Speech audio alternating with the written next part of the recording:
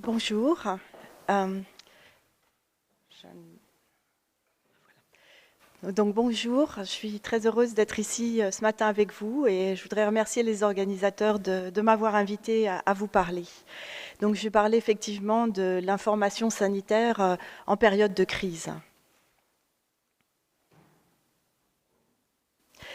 Alors sur cette diapo, vous voyez les épidémies majeures que nous avons eues depuis le début de ce siècle, en commençant par le SRAS en 2003, et puis ensuite nous avons eu H5N1, la grippe aviaire, deux pandémies, la grippe porcine en 2009, le Covid-19 plus récemment, et puis aussi de très nombreuses épidémies qui avaient un potentiel pandémique, mais qui heureusement ne sont pas devenues pandémiques.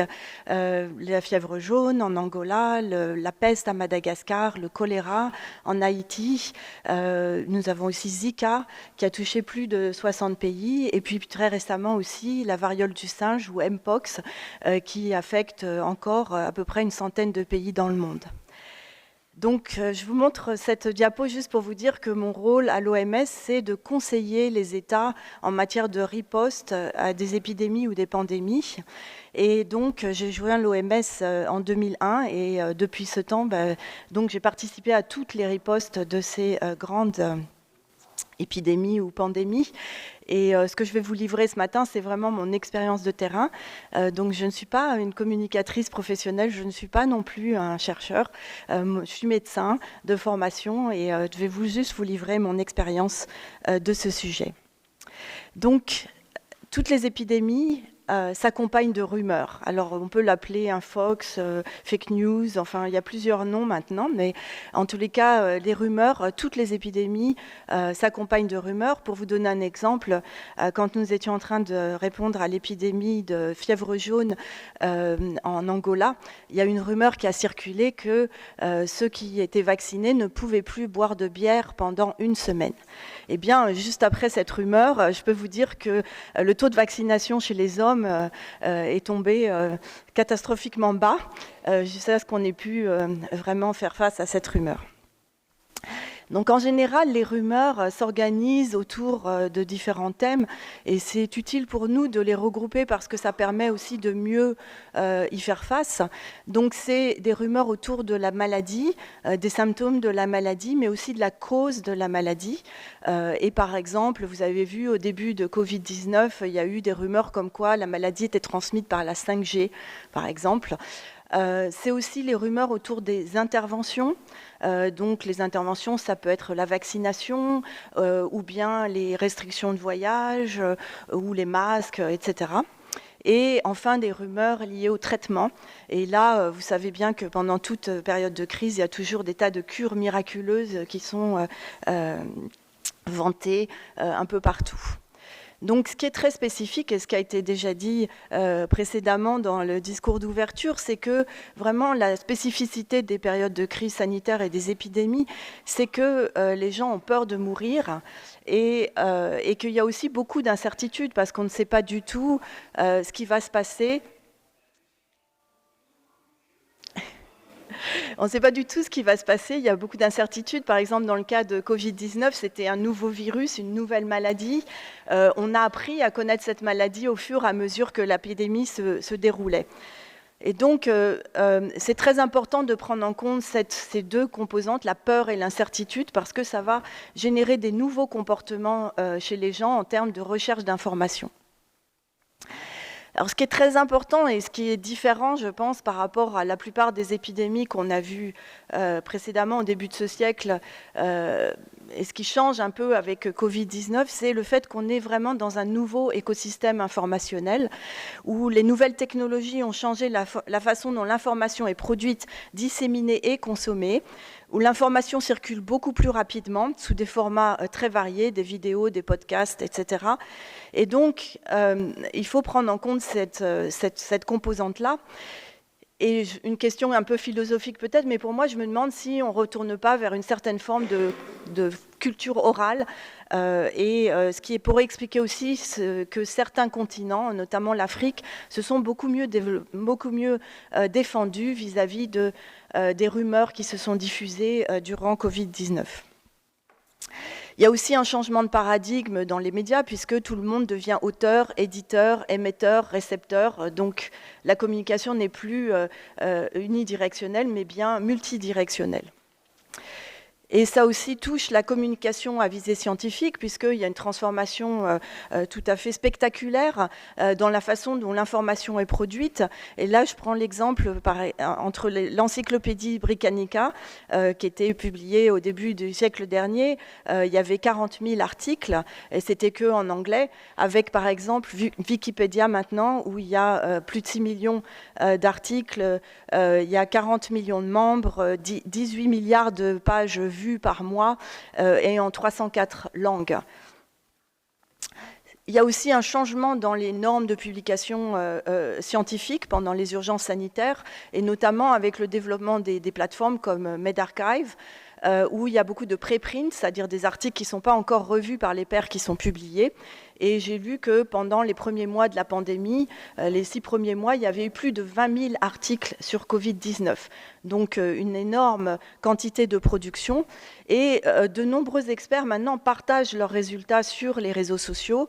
Et donc les réseaux sociaux sont aussi devenus des espaces de discussion scientifique et d'échange scientifique.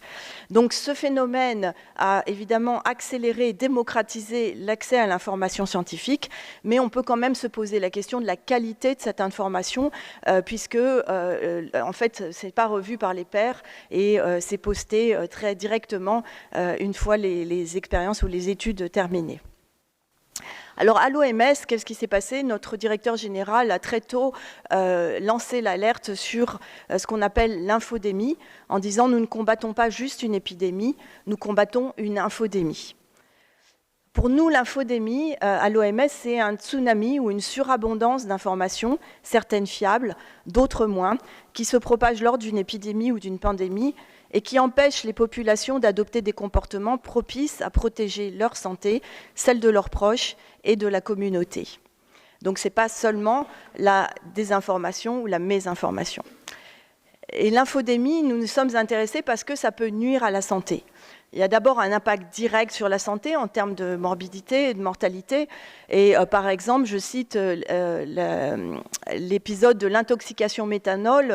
Tout au début de la pandémie, l'Iran a été très touché par la première vague Covid et la rumeur circulait que le méthanol pouvait guérir Covid. Et donc beaucoup de gens ont utilisé le méthanol et 700 personnes sont décédées à cause de ça. Donc, les rumeurs peuvent aussi avoir un impact direct sur la santé. Ça a un impact aussi sur la mise en œuvre des interventions. Une mauvaise compréhension de l'information peut encourager les gens à adopter des comportements qui ne sont pas tout à fait propices à leur santé, par exemple sur le port de masque ou la vaccination, etc. Ça entraîne aussi une stigmatisation. On a vu par exemple en Inde les infirmières se faire agresser dans la rue, jeter des pierres, parce que comme l'information circulait que le Covid, les professionnels de santé étaient plus à risque de tomber malades, eh bien la population a compris que les professionnels de santé transmettaient la maladie. Et donc il y a eu beaucoup de violence à l'encontre de professionnels de santé qui essayaient de soigner les autres. Et enfin, cette infodémie peut avoir un impact, comme ça a déjà été mentionné, en entraînant une défiance vis-à-vis des gouvernements, de la science, des experts, des autorités de santé publique, des interventions en général, des vaccins, des thérapeutiques qui sont utilisés. Donc, un moindre accès aussi aux interventions quand il y en a.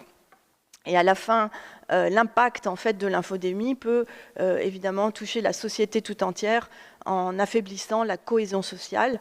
Et la cohésion sociale, c'est très important, surtout en cas de crise. Donc, je ne vous apprends rien là en montrant juste des images de la polarisation qui a eu lieu durant Covid et de la méfiance grandissante tout au long de cette crise, avec des manifestations pour les masques, contre les masques, pour les vaccins, contre les vaccins, qui ont marqué la plupart de nos sociétés démocratiques.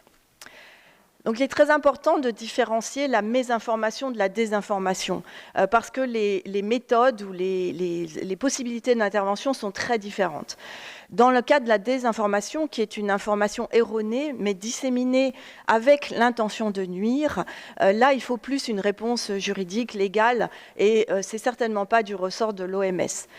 Par contre, la mésinformation, c'est une information qui est erronée, qui circule, mais il n'y a pas d'intention de nuire. Les gens la transmettent par mégarde ou par ignorance. Et donc, c'est là où on peut vraiment faire quelque chose. Et ce que nous préconisons, c'est justement une meilleure gestion de l'infodémie. Bien entendu, parfois, une désinformation peut être amplifiée par la mésinformation. Et donc, c'est pour ça qu'il y a quand même une relation entre les deux. Donc pourquoi c'est important de différencier les deux? Parce que en termes de mésinformation, on a des possibilités d'action. Mais pour cela, il faut prendre les choses très en amont. Et ici, je vous montre une séquence qui aboutit à la mésinformation. Donc ça commence par des questions. Les gens ont des questions, par exemple, est-ce que ce vaccin est sûr? Ils ont aussi des inquiétudes. Mais enfin, si on a produit ce vaccin tellement rapidement, est-ce que vraiment on est sûr qu'il est sûr pour nous? Et ensuite, il y a des manques d'informations. Les gens vont dire, mais est-ce qu'on sait vraiment le nombre d'effets secondaires produits par ce vaccin et leur gravité?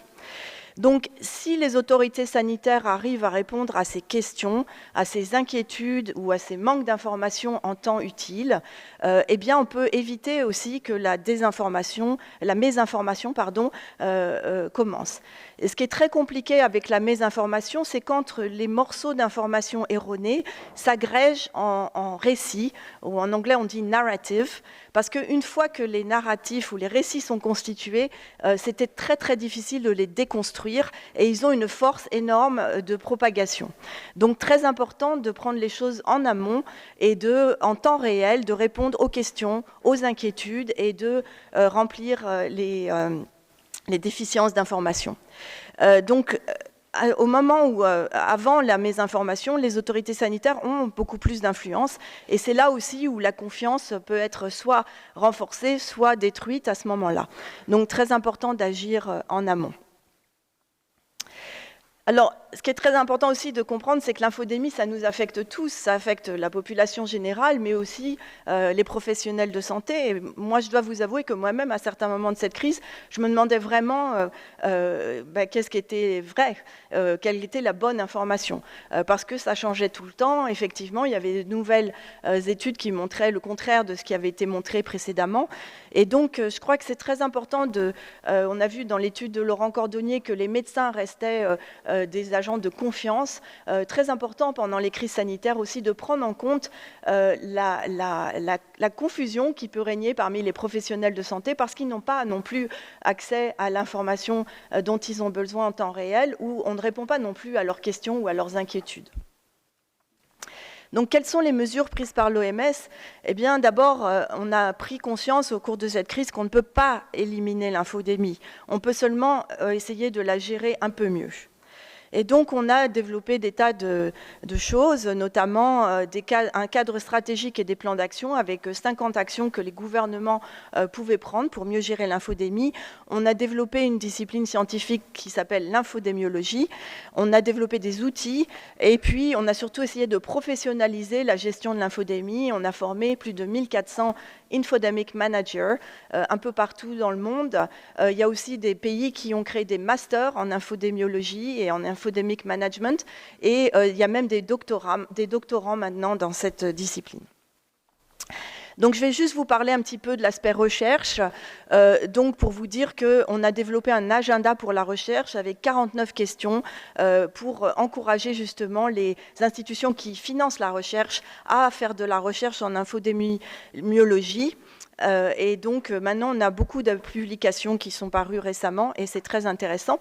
Je vais juste parler de celle-ci. Et pour vous dire aussi que quand on a constitué cet agenda pour la recherche, c'était une approche éminemment multidisciplinaire. On a invité autour de la table des physiciens, des chimistes, des médecins, des spécialistes de santé publique, des chercheurs en sciences sociales, des data scientists, enfin énormément de chercheurs de différents horizons pour réfléchir ensemble à qu'est-ce que c'est que ce problème et qu'est-ce qu'on peut faire pour y faire face. Donc cette recherche, je la cite parce qu'elle est très visuelle et donc c'est bien d'avoir beaucoup de couleurs, mais surtout parce qu'elle s'est faite par des physiciens avec qui on essaye de travailler et de mieux comprendre. Donc ils s'intéressent beaucoup à les phénomènes de réseau. Et ici, vous avez sur cette image une vue de 100 millions d'utilisateurs de Facebook en 2019. Et donc, vous voyez qu'en rouge sont ceux qui sont contre la vaccination, 4,2 millions de personnes. Pour la vaccination, en haut, en bleu, 6,9 millions. Et tous les indécis qui représentent à peu près 75% de la population. Et en fait, quand on rentre un peu plus dans le détail de cette analyse de réseau, vous voyez que en fait, les indécis sont aussi par petites communautés. Soit c'est des communautés de gens qui s'intéressent à ce qu'on appelle au parenting, c'est-à-dire les problèmes qu'on a avec l'éducation des enfants, ou des gens qui ont déjà des maladies et qui échangent leur vue à propos des traitements, etc. Donc c'est des petites communautés. Et on voit qu'un an après le début de Covid, donc en décembre 2020, eh bien, en fait, tous ces indécis se sont regroupés autour des anti-vax. Et donc, c'est très intéressant pour nous d'essayer de comprendre pourquoi. Qu'est-ce qui fait que les gens sont passés de la catégorie indécis à la catégorie anti-vax? Et en particulier, on pense que c'est les censures qui ont été effectuées, qui ont empêché certains tweets et qui ont censuré certains posts qui ont favorisé en fait cette migration de la plupart des indécis vers le pôle des anti-vax. Donc, important de comprendre qu'est-ce qui est en train de se passer pour avoir des meilleures interventions si notre objectif, effectivement, c'est que les gens adoptent la vaccination.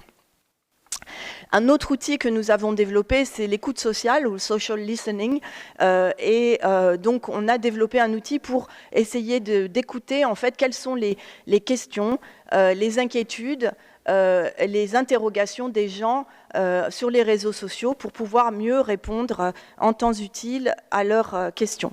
Et donc cet outil, il est accessible en ligne gratuit. Enfin, j'espère qu'on l'a encore parce qu'il faut payer pour avoir accès à l'information et nous ne sommes pas très très riches à l'OMS, donc on ne va pas pouvoir maintenir cet outil très longtemps, mais on a analysé plus de 100 millions de publications, de posts. On a travaillé avec 30 pays dans 9 langues. Ce qui est intéressant avec cet outil, c'est que vous voyez quels sont les sujets de conversation en ligne. Si ce sujet augmente ou diminue, on arrive à comprendre un peu mieux les dynamiques des rumeurs et leur propagation. Et surtout, j'aimais bien cet outil parce que ça permettait d'avoir une analyse par pays et par genre. Donc on voit que les femmes ne s'intéressent pas forcément à la même chose que les hommes à un instant T.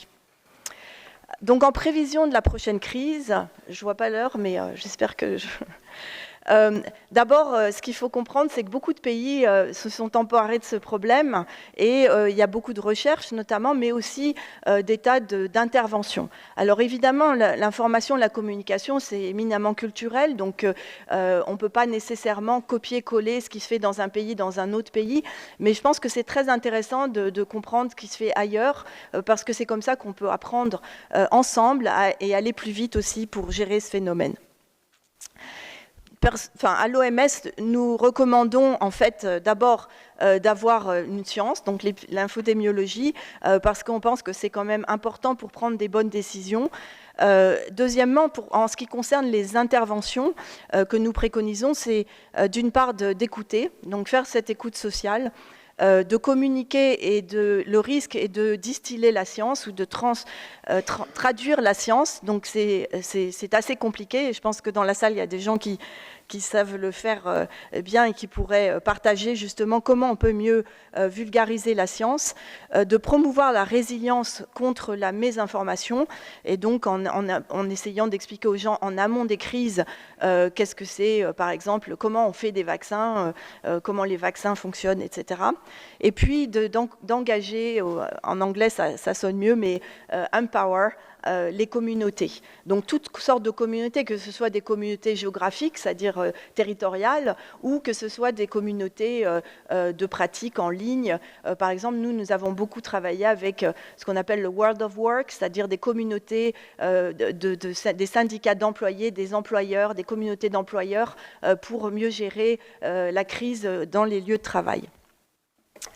Et finalement, ce qui nous paraît le plus important dans cette histoire, c'est vraiment de bâtir la confiance avant les crises, parce qu'on sait que toute crise va avoir tendance à éroder cette confiance, et qu'en plus, une fois que cette confiance sera érodée, on aura beaucoup de mal à la reconstruire après la crise. Et c'est un effet à long terme, c'est comme le long Covid, c'est un effet à très long terme sur les sociétés, et donc c'est très important de prendre en compte cette dimension de confiance. Il y a même une étude qui est parue dans le Lancet qui montre que dans les pays où cette confiance était réduite, eh bien en fait ça résultait en une plus forte mortalité, et que si on avait établi des interventions pour améliorer la confiance, on aurait pu réduire cette mortalité de 40%.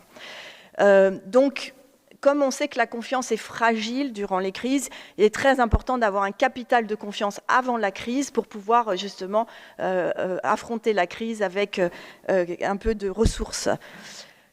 Donc pour conclure, je voulais juste reprendre quelques messages. Il est très important de comprendre l'écosystème informationnel et aussi le régime informationnel, ou ce qu'on appelle l'information diet des gens et selon les groupes d'âge. Et évidemment, je n'en ai pas parlé aujourd'hui, mais gérer bien l'interface avec les réseaux sociaux, notamment ces effets de chambre d'écho et les algorithmes, la particularité des algorithmes qui poussent les gens en fait à toujours avoir accès au même type d'informations.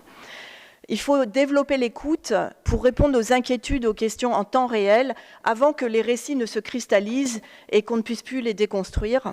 Et enfin, renforcer la confiance plutôt que le messaging. Et souvent, les pays passent beaucoup de temps à développer des messages, mais en fait, la plus importante, c'est de développer la confiance et d'utiliser aussi des messagers de confiance pour pouvoir envoyer ces messages. Et puis, quelques remarques sur la communication de crise qui, en tous les cas, vise à un changement rapide mais provisoire, en fait, des comportements, en tenant compte de la peur et de l'incertitude. Il faut analyser les bons facteurs de communication pour l'action, c'est-à-dire une bonne information au bon moment, au bon format. Comprendre que les comportements de santé ont une logique, même si cette logique est un peu étrangère aux autorités de santé, il y a une logique derrière qu'il faut bien comprendre pour pouvoir justement établir cette confiance avec les populations et mieux utiliser les relais d'information comme les leaders communautaires, les influenceurs et les professionnels de santé qui ne sont pas forcément ces professionnels de santé experts qui parlent dans les médias, mais le professionnel de santé de proximité, l'infirmière qui va rendre visite aux gens chez eux, parce que ces gens-là, en fait, vont avoir un effet d'amplification énorme de l'information de qualité. J'ai mis quelques ressources de l'OMS. Je voulais vous dire aussi que nous avons publié un livre qui est gratuit, qui s'appelle Managing Infodemics in the 21st Century. Et puis, il y a quelques années aussi, j'ai publié un roman qui s'appelle Babel épidémique, sous un nom d'emprunt, enfin de plume, mais si vous le trouvez encore, qui décrit aussi ces phénomènes de mésinformation lors d'une épidémie de Marbourg. C'est un roman, donc ça peut se lire aussi le week-end quand on n'a rien à faire. Voilà, merci beaucoup de votre attention.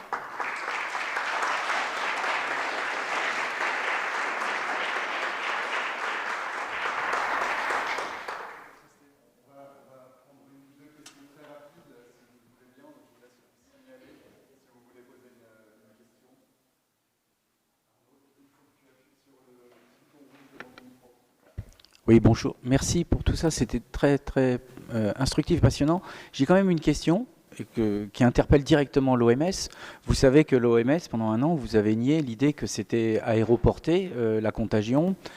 Et du coup, ça pose la question, dans une période d'épidémie et d'incertitude médicale, puisqu'on a le droit de prendre du temps pour que les médecins définissent exactement les choses.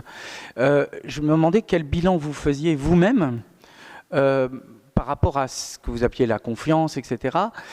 C'est-à-dire la gestion d'une forme d'incertitude médicale. Parce que une fois qu'on sait, tout ce que vous avez dit, je comprends parfaitement. Mais quand on ne sait pas, quand on n'est pas sûr, et quel regard vous portez-vous critique, autocritique, j'allais dire, de l'institution sur... Voilà, parce que la prochaine fois, voilà, si on ne sait pas, est-ce que vous seriez moins assertif? Enfin, ce n'est pas une critique de votre part, parce que je prends en compte la part d'incertitude. Voilà. Non, tout à fait. C'est effectivement un vrai défi, en fait, au début des crises, parce que dire « je ne sais pas », en fait, ça peut favoriser la peur ou la panique dans les populations. Donc, c'est pas facile du tout de communiquer l'incertitude. La deuxième chose qui est difficile, en particulier sur la transmission de Covid, c'est de communiquer la nuance.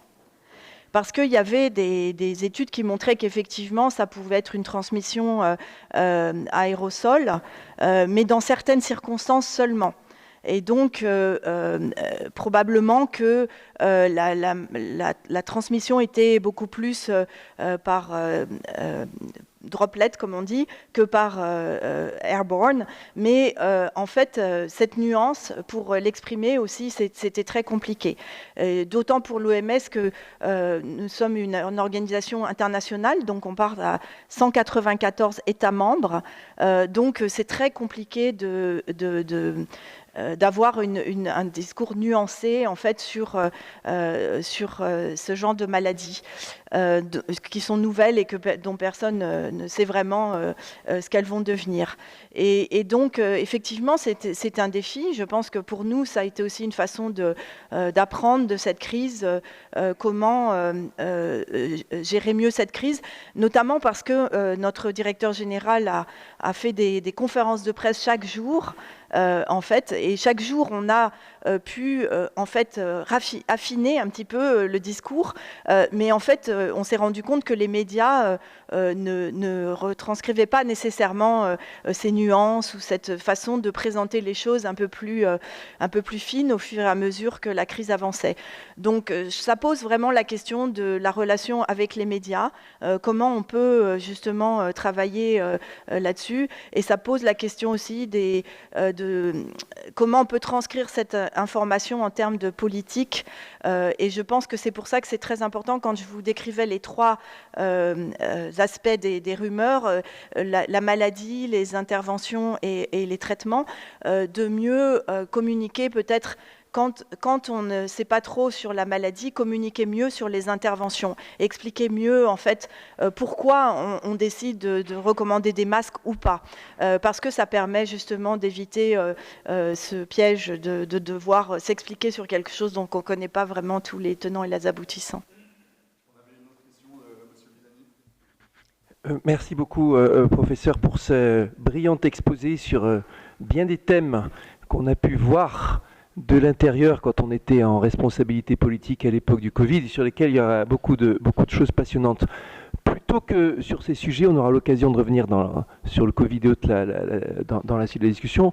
J'aimerais poser une question également un peu dérangeante par rapport à l'OMS. L'OMS a été très critiquée pour son attitude par rapport à l'épidémie de choléra de Haïti en 2010 et la façon dont elle refusait pendant longtemps de répondre aux rumeurs selon lesquelles cette épidémie de choléra avait été causée par le déplacement d'un bataillon des Nations Unies depuis le Népal. Rumeurs qui sont avérées finalement être vraies. Est-ce que l'OMS a eu un regard critique sur son rôle pendant ce moment-là? Quelles leçons ont été tirées de cet épisode très délicat? Bah justement, encore une fois, c'est un problème d'incertitude, parce qu'avant qu'on ait pu prouver que c'était vraiment que le vibrion avait été introduit par ce bataillon étranger, ça demande des études et d'analyses bactériologiques assez fines et de séquençage génétique qui, à l'époque, n'étaient pas aussi fréquents que maintenant et coûtaient beaucoup plus cher. Donc ça prend un certain temps pour avoir cette certitude. Et puis, je pense que ce qui a été difficile aussi, c'est que dans chaque épidémie, si vous voulez, vous avez plusieurs phases. Vous avez la phase d'introduction du pathogène et ensuite sa phase d'amplification.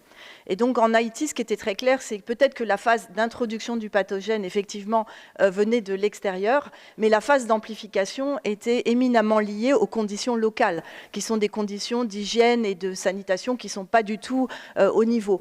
Donc c'est pour ça que après, il y a eu un procès, évidemment, qui a été fait contre les Nations Unies pour cette épidémie, parce qu'on cherche le responsable, on cherche la cause. En fait, et c'est ça la difficulté dans les épidémies, c'est que c'est souvent multifactoriel. Et donc, on ne peut pas épingler une cause plutôt qu'une autre, finalement, parce que l'épidémie, c'est beaucoup de facteurs, en fait, qui vont converger à un moment donné et qui vont donner lieu à cette explosion épidémique. Donc, c'est effectivement un problème de communication, d'essayer de montrer que les épidémies, c'est pas comme les tremblements de terre, c'est-à-dire ça commence pas comme ça.